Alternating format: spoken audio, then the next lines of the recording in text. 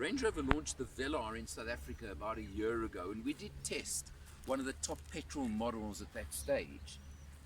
Well, a year later, there's not too much change in the body shape and the look. It's still got that very aggressive body style, that extended look that has become fairly familiar on Jaguar, on the Land Rover products these days. 20-inch wheels on this one over here, and I have set it into the higher ride height just for coming on this little bit of off-road, can I call it. But what I like about it is you can see this one is in our dynamic trim as well, so there are a few body extras, a little bit more aggressive lines. But some of the unique features to the Velar are, for example, these door handles that when I want to lock the car, I simply press it like that and they slide in. The mirrors fold over there.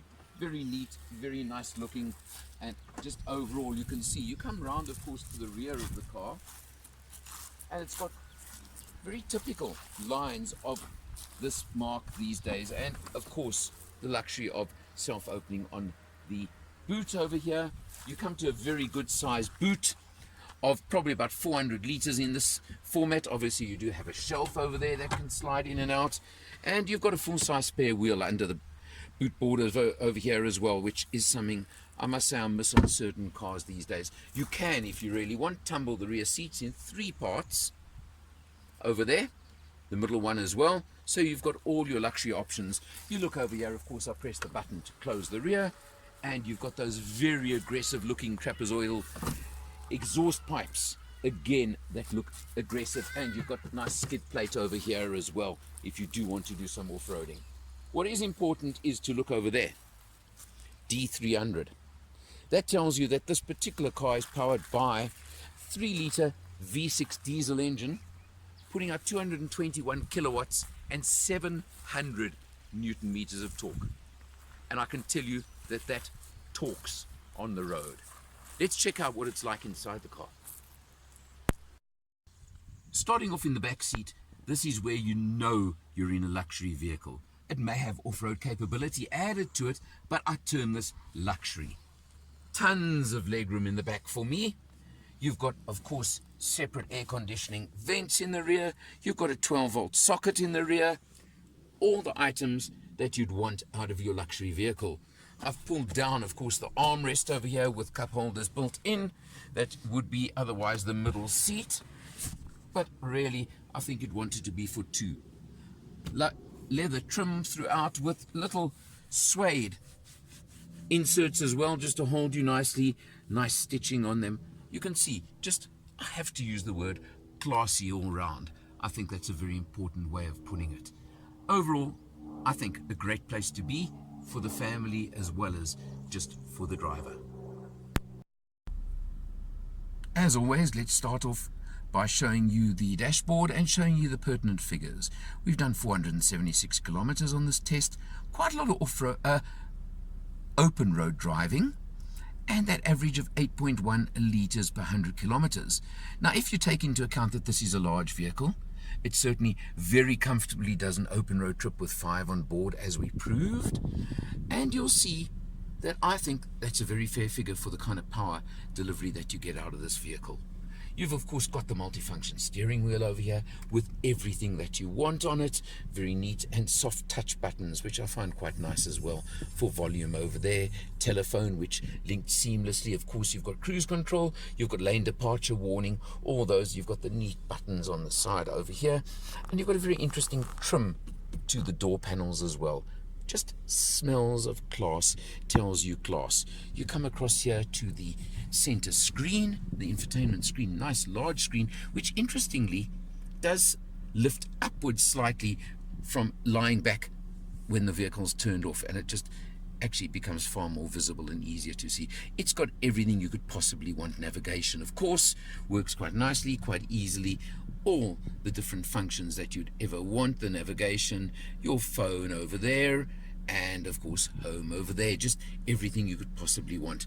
Then of course, debuted in the Velar, you come down to the next screen over here. This is a secondary screen, and it's the dual screen system that they brought in with the Velar. And for example, it's showing my phone now, but I tap over there, it comes to vehicle, and you can see programmable. As I mentioned, we've got it in the highest ride height over here, but you can set it into normal ride height, it will drop you down, or you can even set it to a very low height, and I can actually feel the car dropping down slightly, and that's if you want to make it easier to get in and out for passengers. Quite simple and straightforward. And you've got all your different, you've got an eco mode over there, which I'll be honest with you, I never even used on this test. You've of course got your, now I've put the aircon even into eco mode, everything's in eco, I've got it back to comfort now, and you have of course got your different, I'm just playing now, look at all the different programs you can select as you go along. This is where you select your gravel and snow program, or you can go to sand program. They're all available, and of course this will alter everything on the vehicle and all the settings. I've had it in dynamic for most of this test period just because that's where I wanted to be. You come down over here to, of course, I'm going to turn off the engine and show you, just watch the gear selector, which I still think is quite magical on these cars, and there it goes down as I turn off the engine. Bit of fun, but it really is nice, it's smooth, it's easy. And you've just got tons of storage places. You've got a nice cup holder over there, another 2 cup holders here. You've got a nice large, of course, console over here with all your USB ports, etc. in there as well. So everything you can possibly want. And you can see covered in leather, stitched beautifully. Your whole dash effect over here, you can see with this very interesting trim effect. I'm not quite sure what I should even describe it as, but I don't think that's the fact on this vehicle over here. Velar certainly captures the imagination. Range Rover captures the imagination. You've got this beautiful big panoramic sunroof over here, the panoramic roof. Over here, the front section can open as well. I like having the blind open, not necessarily the roof, but that's me. But it's a vehicle that certainly gives you everything. That 8-speed automatic gearbox is as smooth as they come. It handles all the circumstances, handles everything that you may require on the road. Price-wise, well, this model is an SE, so it's not the top trim, although I really don't know what you could be missing on this vehicle, but there is an HSE as well. But this one retails at approximately 1.3 million rand, as it is over here. Yes, it may be a lot of money, but it's a Range Rover.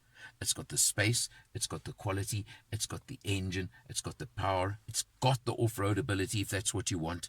It's got everything. So that's what counts in a vehicle of this sort. You do also get a 5-year maintenance plan thrown in with the purchase price. So remember that, and that's a full maintenance plan. Range Rover, legend, yes. Got everything you may want, and certainly it's an experience and a pleasure to actually get one of these on test because it's luxury living, luxury driving. The smoothness on road is exceptional, and that's got to be taken into account as well. There are obviously competitors from every luxury brand, every luxury mark on the market, and it's only a choice that you can make if you want to decide which one of these vehicles in this style and type and price range would be the right one for you. I certainly think it's a major, major contender, and I've loved this test. For Motor Matters, I'm Eleanor, and I'll see you next time.